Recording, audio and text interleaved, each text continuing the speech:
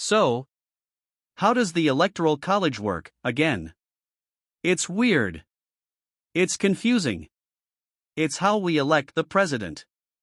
This article is part of A Kid's Guide to the Election, a collection of stories about the 2024 presidential election for readers ages 8 to 14, written and produced by the New York Times for Kids. This section is published in the Times' print edition on the last Sunday of every month. Every 4 years, there's one thing everybody is talking about: the Electoral College. It's not a school, despite what it sounds like. It's the unique way that the United States elects its presidents.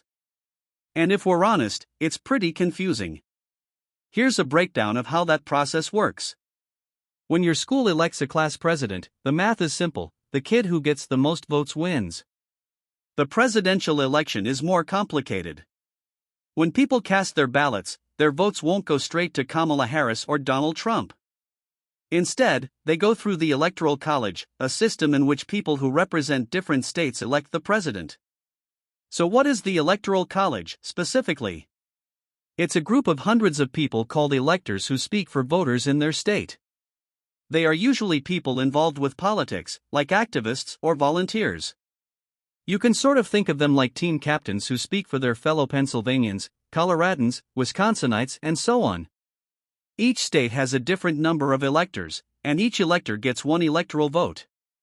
Here's where it gets weird: whichever candidate wins the most votes in your state will get all your state's Electoral College votes, except in Maine and Nebraska, where they do things differently. So if a candidate gets even just 51% of the votes in New York State, they get all of its 28 electoral votes.